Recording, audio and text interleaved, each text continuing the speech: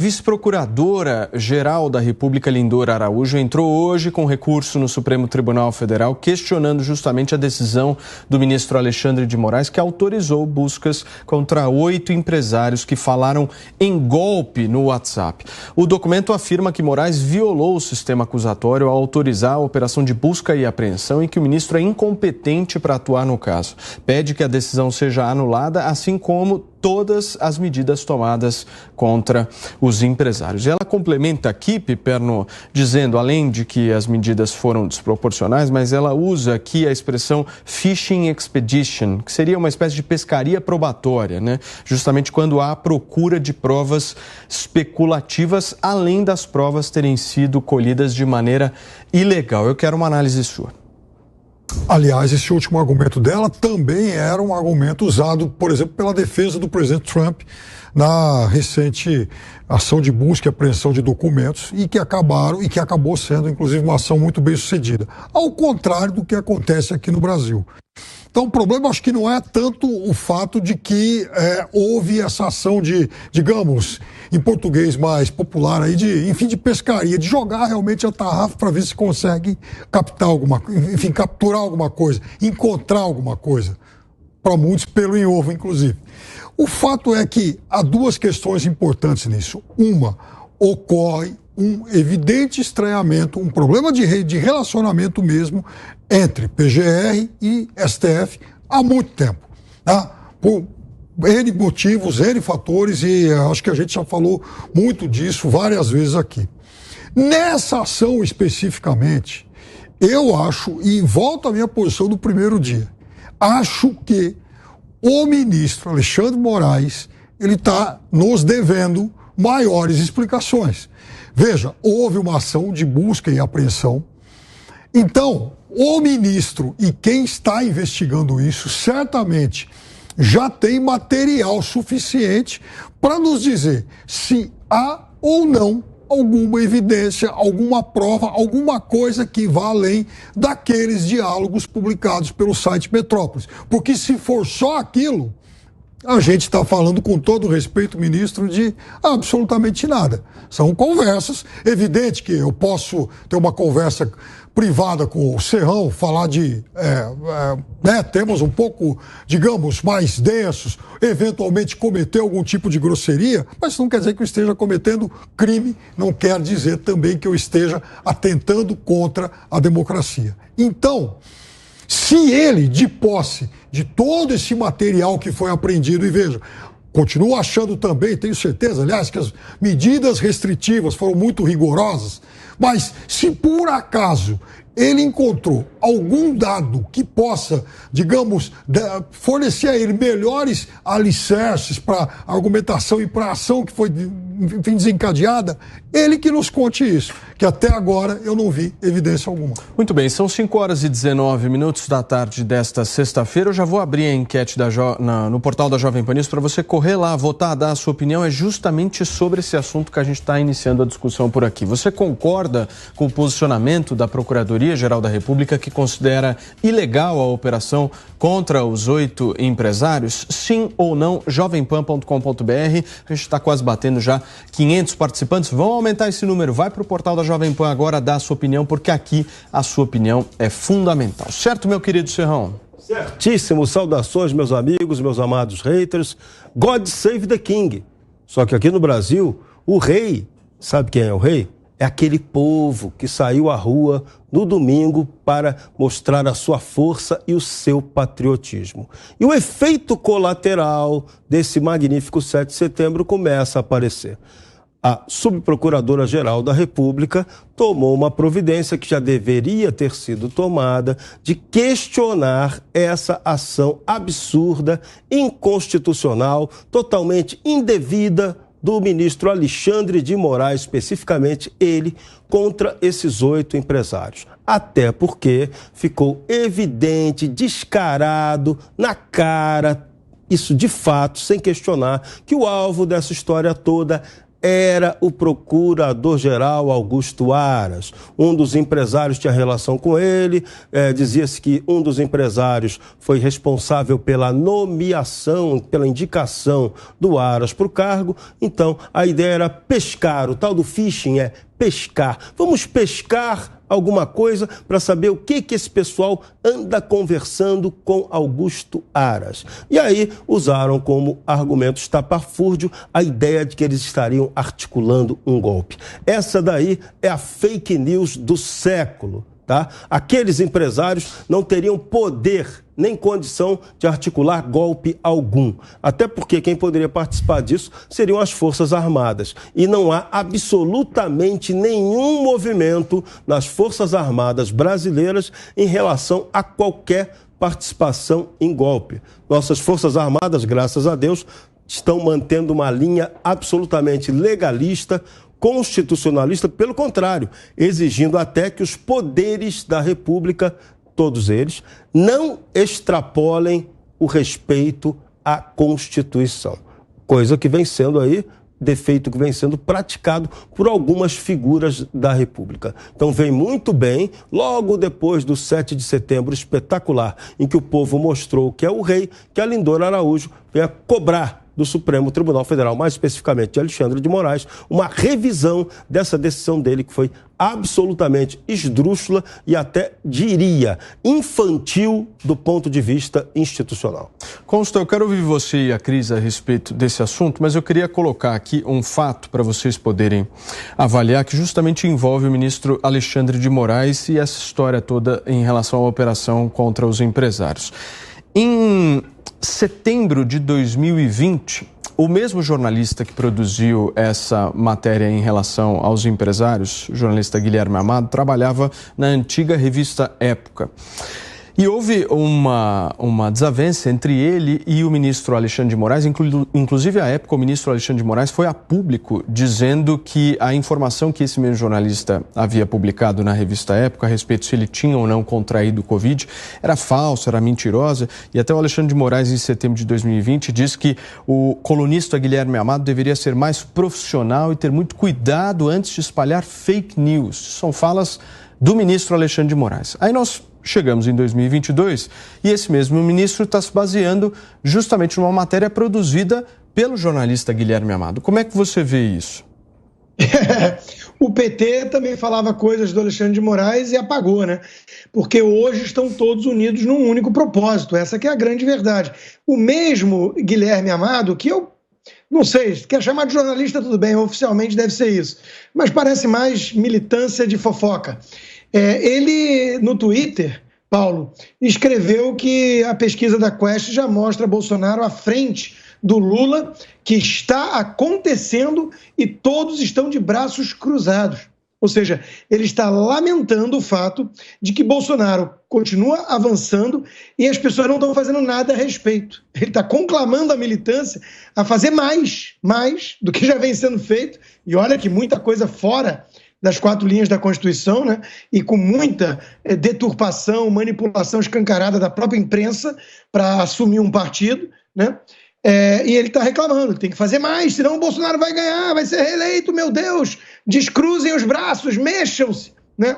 Esse é o cara que produziu a matériazinha de fofoca, com prints, sabe-se lá como ele obteve, se foi um X9 de dentro que criminosamente entregou ou um hacker que entregou também de maneira criminosa, e com base nisso, nessa, abre aspas, reportagem, que não diz nada, né, autoriza-se uma operação policialesca, onde empresários honestos, que empregam milhares de pessoas, geram milhões e milhões de impostos e vários empregos, eles recebem a Polícia Federal de manhã, eles têm suas contas bancárias congeladas, e eles têm as suas redes sociais censuradas. E as pessoas da imprensa estão querendo mais, estão reclamando que foi pouco, né? Então, olha o estado que nós estamos vivendo no Brasil. Aí o presidente Bolsonaro convida esses empresários para o dia 7 de setembro e a militância da imprensa acha ruim, está chorando, né? Fez uma cerimônia ao lado de Luciano Hang em vez do presidente do Senado. Que bom, né? Que bom! Ou vocês acham que a reputação perante o povo do senador Rodrigo Pacheco, que protege esses militantes disfarçados de ministros togados, é melhor do que a de um empresário popular, patriota, que gera emprego e renda. Então, de novo, o abismo, Paulo, que se criou entre essa velha imprensa militante e o povo é intransponível. Cris, eu acho que o ponto central dessa história é justamente a fala do ministro Alexandre de Moraes dizendo que a decisão dele estava baseada em fortes indícios. A tradução desses fortes indícios hoje se demonstrou claramente uma matéria jornalística. Você, como jornalista, como é que você enxerga isso? Primeiro que você não pode dizer, Paulo, que são fortes indícios uma matéria baseada em nada, aliás, baseada em bisbilhotagem da vida alheia, porque é isso que é. E aquilo ali, aparentemente, não é uma revista de fofocas, é um site de notícias. A gente pode ter todos os questionamentos, mas pelo menos se vende para o público como um site de notícias e não uma revista de fofocas. Se fosse uma revista de fofocas, ok, ia ficar muito estranho um ministro do STF embasar um pedido de busca e apreensão na casa de pessoas, né, colocar a Polícia Federal, acionar o Estado, o aparelhamento do Estado para perseguir pessoas com base numa revista de fofocas. Mas aquela é uma reportagem que é uma fofoca, não tem absolutamente nada ali. E pior, que tenta dar uma cara de criminoso a um bate-papo entre pessoas absolutamente normal. É o que eu falei no outro dia, não sei se foi aqui ou no Jornal Jovem Pan, que eu também participo. Se forem atrás do que nós, cidadãos comuns, falamos a quatro paredes, seja com nossos familiares, seja com amigos, através das conversas virtuais, que são, na verdade, uma extensão da nossa própria casa ou da mesa do bar, vão prender 220 milhões de pessoas, vão, inclusive, se prender a si mesmos, porque eu tenho certeza que Alexandre de Moraes, no desabafo, na intimidade do lar, com as pessoas em quem ele confia, ele também reclama de muitas coisas com as quais ele não concorda. E ok, tá tudo bem. A Constituição brasileira nos garante o direito à privacidade, à liberdade de expressão e a muitas outras coisas que estão sendo desrespeitadas. É esse o ponto crucial disso aqui. E eu queria apontar de novo, a gente já vem falando disso há muito tempo, mas para o perigosíssimo caminho que a República Brasileira está tomando, com aplausos, infelizmente, de uma parcela da população por militância, por ideologia política de esquerda, que é um jornalista cooptado por uma ala política e planta uma notícia, inventa um fato, publica no seu espaço jornalístico, aquilo vira um indício de um crime que não existe, não está no nosso Código Penal, mas aí aquilo serve para disparar uma operação de busca e apreensão que censura, que apreende celulares, que bloqueia bens das pessoas, tem empresário aí com contas bancárias bloqueadas. E aí o ministro manda abrir um inquérito de ofício, todas aquelas ilegalidades que a gente vem apontando para acusar pessoas. Que distopia é essa que nós estamos vivendo? Por que parte do Brasil está tolerando tanto descalabro com a Constituição brasileira? E por que os brasileiros que legitimamente foram para a rua, além de celebrar o Dia da Pátria, o que é maravilhoso, também questionar essas ilegalidades cometidas pela nossa Corte Superior, são chamados por uma ala da imprensa militante, ideológica, e por esses militantes cegos de partidos políticos de extrema esquerda de antidemocráticos. Mas que democracia existe na cabeça dessas pessoas que pode haver uma Constituição na cabeça de cada ministro? A gente precisa se unir em prol do que é legal. Se a gente quer que seja crime conversar entre quatro paredes sobre o que quer que seja, então vamos forçar nossos representantes no Congresso a aprovar leis e vamos todos nós agora estar sujeitos a esse tipo de ação. Não podemos compactuar com isso e não podemos, quem se diz de direita, quem se diz de centro, quem se diz de esquerda ou dos extremos que seja, não podemos. Nós somos brasileiros e a gente quer um Estado democrático de direito e é isso que está rompendo por força do próprio judiciário. Para mim, rompe de dentro para fora o nosso Estado democrático de direito. Muito bem, nós estamos ao vivo aqui na Jovem Pan News. Nesta sexta-feira são 5h30.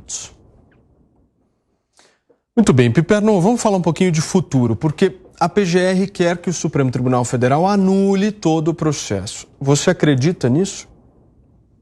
Eu acho que vai depender muito do que o ministro Alexandre de Moraes mostrar para a gente, como eu disse há pouco. Primeiro que em relação ao que revelou o jornalista Guilherme Amado. Veja, se alguém, por exemplo, entrega para ele, né, prints, fala, olha, eu faço parte desse grupo e tal, e a gente estava conversando sobre isso, sobre, por exemplo, um apoio ao Daniel Ortega. E aí essa pessoa ligada ao PT, eu acho que ele tem a obrigação de mostrar isso. Falar, olha, esse sujeito que é ligado ao PT, ele trocou diálogos com outro amigo e tá falando, por exemplo, em auxílio, em alguma ajuda, algum apoio ao Daniel Ortega.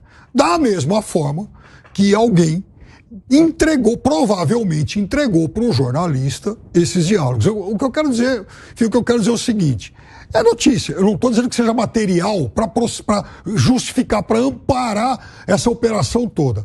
Mas, para o jornalista Guilherme Amado, alguém entrega isso para ele e fala: bom, são empresários próximos, enfim, ao presidente, tem esses diálogos e tal. Alguns deles, 2, 3, insinuam um golpe, então, para mim, é notícia. Ele vai lá, noticia isso, e quem se interessar pelo tema vai ler, repercutir e tal, mas o fato é que não me pareceu material suficiente para bater em Brasília. E veja, até onde se sabe, o jornalista não cometeu crime. Ele não foi lá vazar. Ele não contratou um hacker para invadir essas conversas. E outra coisa, o jornalista, de fato, ele hoje, acho que foi hoje, tuitou sobre essa pesquisa da Genial Quest, mas era uma pesquisa feita no estado de São Paulo, em que o presidente Bolsonaro aparece numericamente à frente do Lula 1%. E aí ele faz aí essa advertência, ele, como entre aspas. militante, lamenta. Mas o Piperno, primeiro lugar, não havia nada de golpe, como você deu no seu exemplo no grupo. Nada. O que houve foi um que virou: eu prefiro viver numa ditadura do que com a pauta do PT. Só isso. Não há nada de financiar golpe nem nada. Agora, eu vou te dar um exemplo concreto para você ver o duplo padrão do seu exemplo hipotético, que nunca acontece, né? Porque imagina se vazarem as coisas. Não sei, Constantino. Eu já vi muita coisa por aí. O jornalista Alan dos Santos tinha uma fonte no Supremo Tribunal Federal, que revelou coisas de decisões e de conversas de ministros do Supremo. Sabe o que aconteceu, Piperno? Sei, Constantino. A imprensa chamou ele de bolsonarista, blogueiro, golpista. A fonte dele foi chamada de espiã e perseguiram aqueles que trouxeram à tona a informação.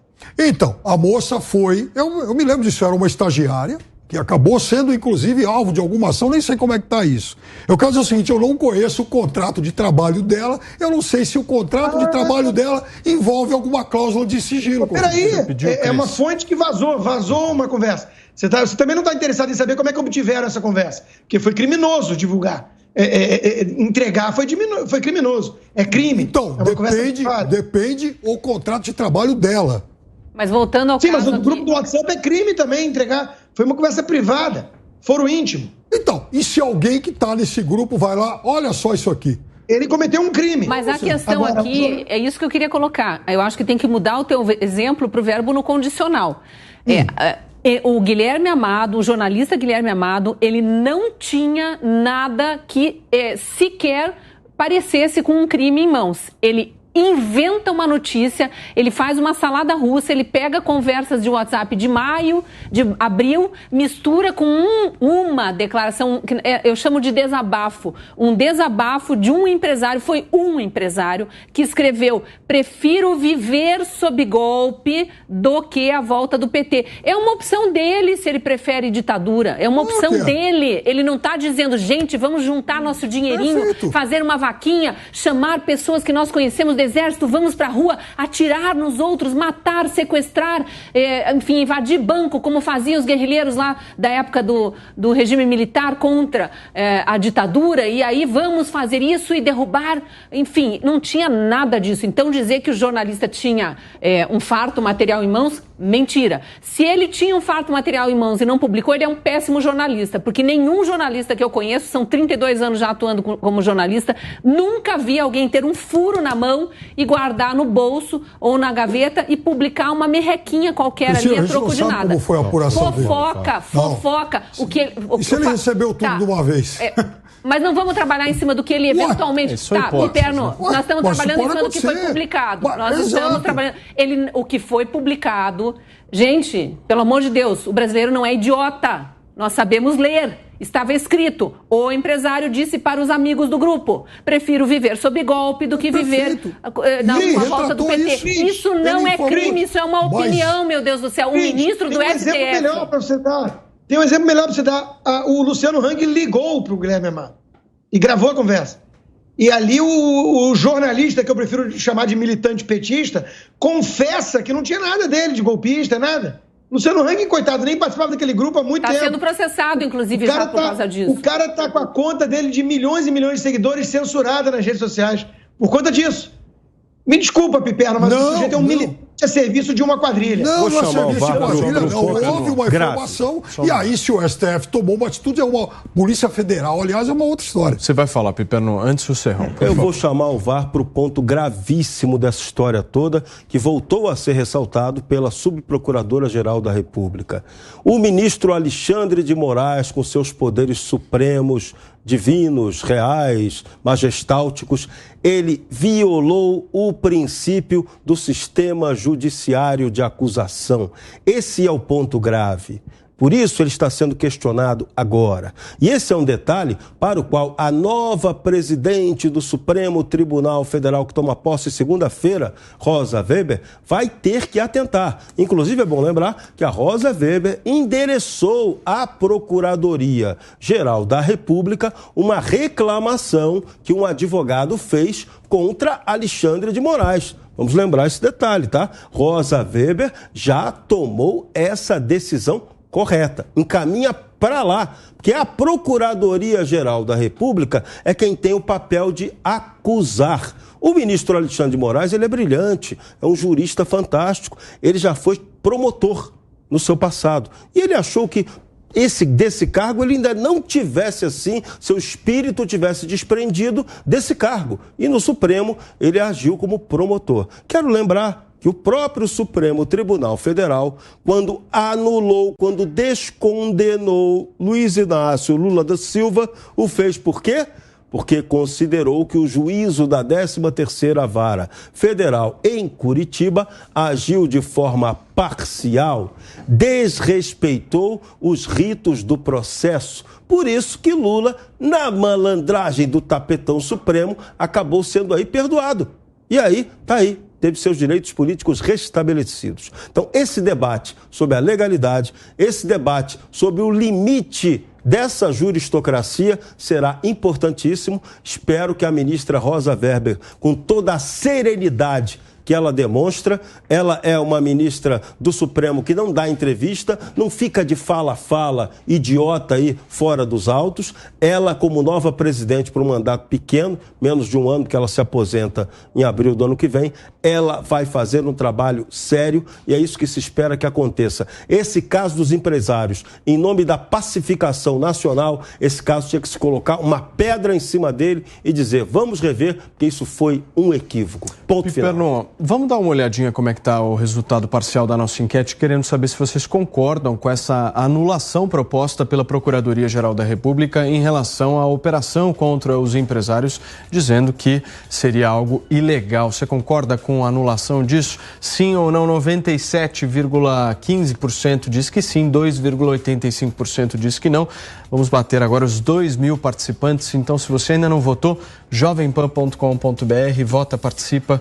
No final do programa, a gente verifica como é que está o resultado parcial. O povo quer legalidade, o povo não quer palhaçada, o povo quer legalidade. É isso aí, está escrito aí. Ó. Vou passar primeiro para você, depois para a Cris, mas eu acho que essa história toda, ela envolve um simbolismo muito grande, né? Porque a gente está discutindo aqui uma operação policial que se baseou numa figurinha de WhatsApp, certo?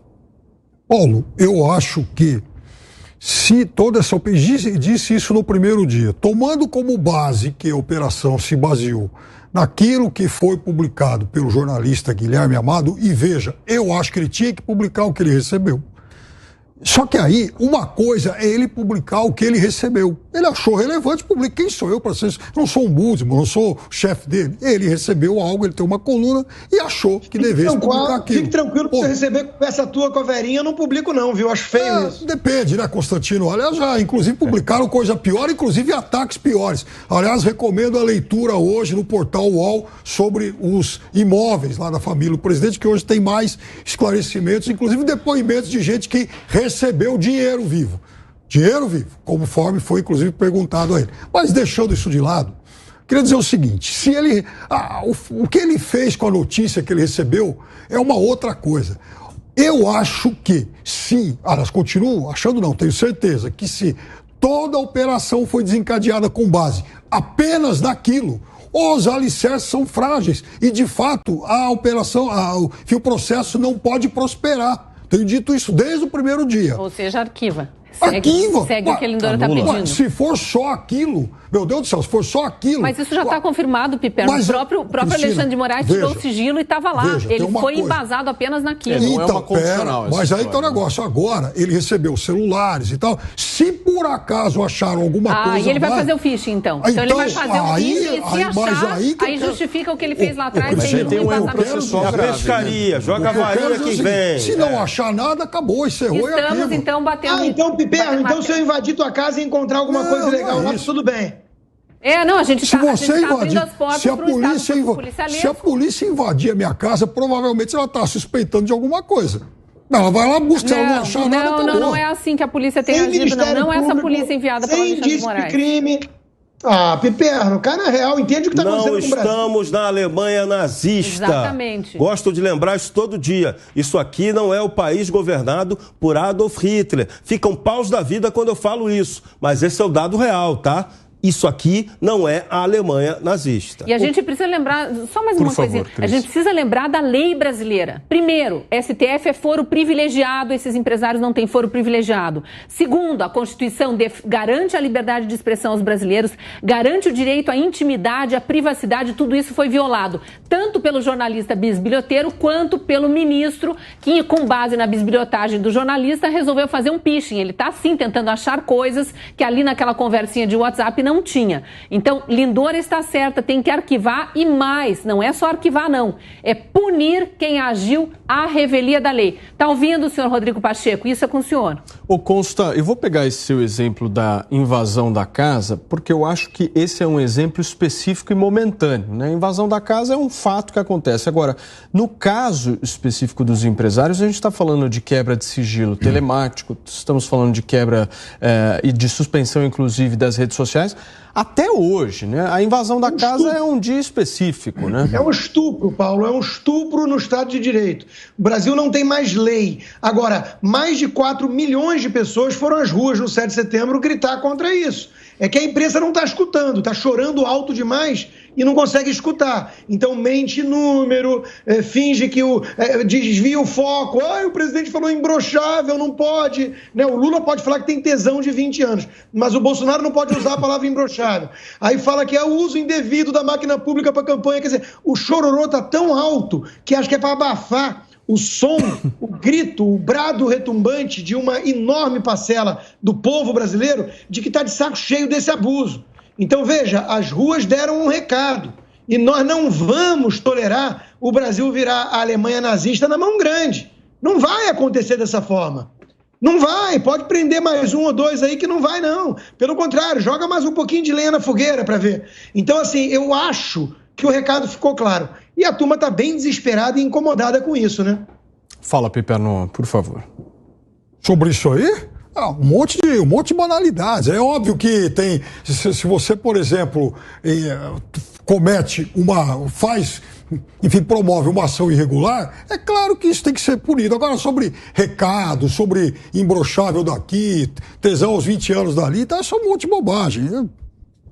Pelo menos você concorda que é bobagem, né? Que o que está sendo destacado por uma parte considerável da imprensa não é o principal. O grito retumbante, que realmente eles não estão ouvidos porque estão distraídos. Avisa para o William Vac e companhia que é bobagem, que eles só pensam... bobagem vulgar. É vulgar, mas é uma bobagem inconsequente que vai mudar. Até porque tiraram de contexto, né? Tentaram dar uma conotação sexual quando não era isso que ele estava querendo dizer ali. Não, e coitada, a Verinha está dizendo que os livros de história só vão mostrar isso, imbrochável. Ela deve pensar que quem vai escrever os livros de história é alguém que nem ela, porque o presidente falou de tanta coisa, respeito às leis, povo livre, falou de tanta coisa e uma palavra que ficou na mente dela, mais nada. Não, os livros de história vão olhar para a multidão, não vão olhar para uma coisa descontextualizada. Serrão, para a gente fechar.